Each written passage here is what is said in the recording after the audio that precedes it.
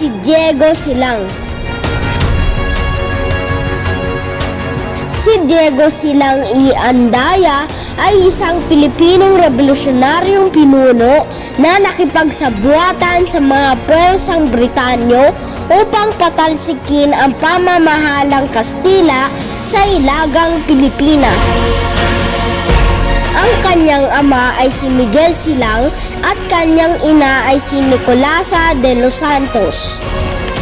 Noong siya ay bata pa, nagtrabaho si Diego bilang katulong ni Dr. Cortes Oriosola, kura paroko ng Vigan. Doon siya naging mahusay magsalita ng wikang Kastila.